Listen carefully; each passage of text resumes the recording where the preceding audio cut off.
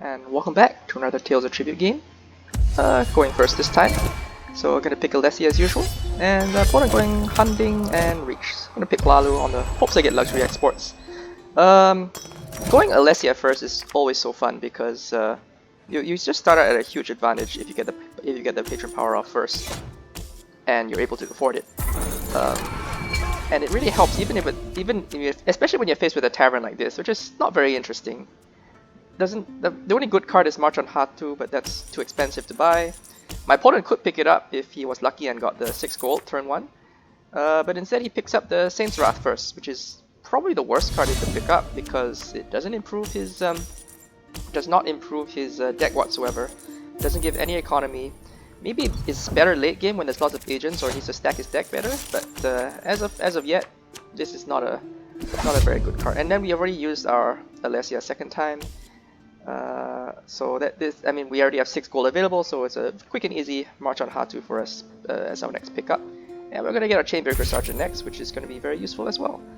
Opponent uses Treasury once, kills our agent, but so far our deck is running way a lot better than our opponent's. So easy pickup on the March there. Leaving his agent alive is fine. He's going to get the luxury exports, but tempo-wise, even if he only has a Saint's Wrath in his deck and 1 Treasury, so he's not going to go far with that. Battle Meditation might be useful if you can pay for it, then use the Ansei power back against me.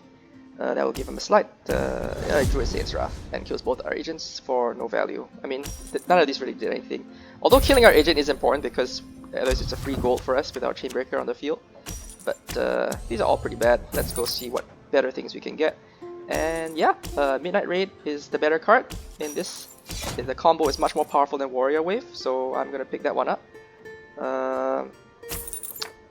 There may be an argument to getting Warrior Wave because it's an Ansei card, and we got the March on Hatu, which is an Ansei combo. But yeah, the reach combo is way better and way stronger. Opponent's gonna pick up Warrior Wave almost certainly.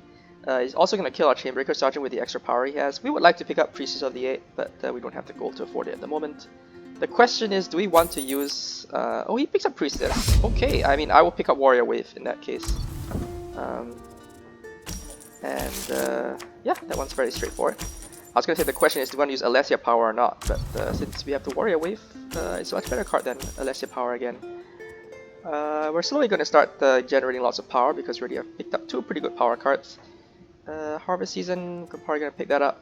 The question is, do we want to use Mori House or not? I mean, our opponent doesn't really have any that significant agents. He only has Alessia, and the problem with Alessia agents is they all have 1 power, which means they're very easy to kill if your deck is already producing lots of power. So I'm not too scared about agents at the moment. So that Mori House may not in fact be a good pick. And he shuffles it away anyway. Doesn't donate. Doesn't use a priestess to donate, just shuffles things away, which is definitely on the interesting side of things. So far has 2 agents on the field, but we have our March on Hatu to deal with that, so that's not a problem for us. He may have a good turn next turn. He got luxury exports plus a bunch of treasuries, so it's possible that he may get some good stuff going. Let's see if we can draw into our Midnight Raid. Unfortunately, we do not draw into our Midnight Raid. That's fine, I guess.